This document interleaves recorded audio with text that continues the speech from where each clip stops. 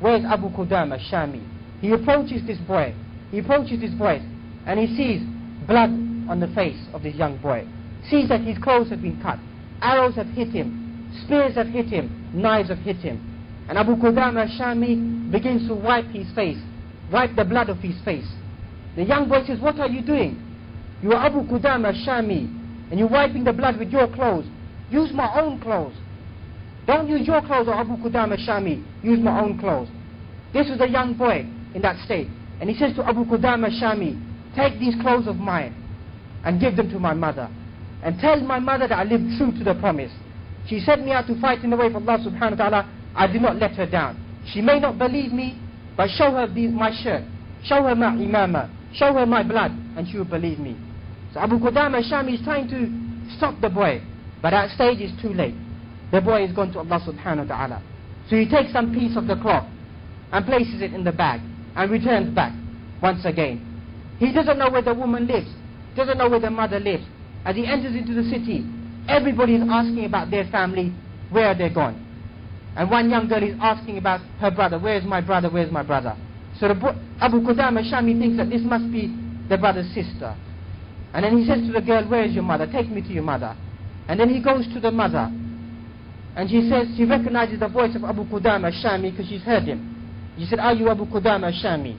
Have you come with glad news, or have you come with bad news? Have you come Bashiran, or have you become as one who's giving bad news?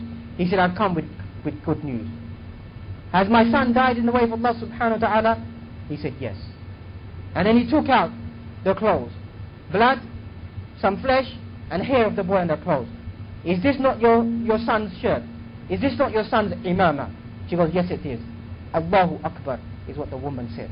I sent my husband out to fight in the way of Allah subhanahu wa ta'ala.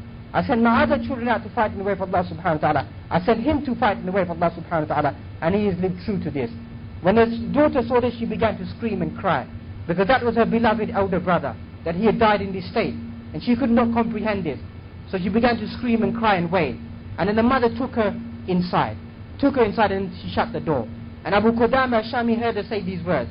Oh Allah, you know that I sent my husband out, I sent my rest of my children out, I sent this boy out as well, only for your sake. And then Abu Qudama Shami knocked on the door again to maybe talk to her, to give her some condolence. She refused to open the door. Her job was done, her task was done. She had sacrificed everything in the way of Allah subhanahu wa ta'ala, could not go out herself. But that's what she could do. Prepare her children, prepare her husband to go out to become al-mushtaquna ila jannah. To become those people who are desiring the Jannah of Allah subhanahu wa ta'ala. So this goes to show us that to gain Jannah is not something easy. The hardships will come upon people. أَمْ حَسِبْتُمْ أَن تَدْخُلُوا الْجَنَّةَ وَلَمَّا يَأْتِكُمْ مَثَلُ الَّذِينَ مِنْ قَبْلِكُمْ مَسَّتْهُمُ الْبَأْسَاءُ وَالضَّرَّاءُ وَزُلْزِلُوا حَتَّى يَقُولَ الرَّسُولُ وَالَّذِينَ مَعَهُ مَتَى نَصْرُ اللَّهِ أَلَا إِنَّ نَصْرَ اللَّهِ قَرِيبٌ. Do you think you're going to enter into paradise just like that? You really think you're going to enter paradise just like that? You will be tested. مَسَّتْهُمُ الْبَأْسَاءُ وَالضَّرَّاءُ.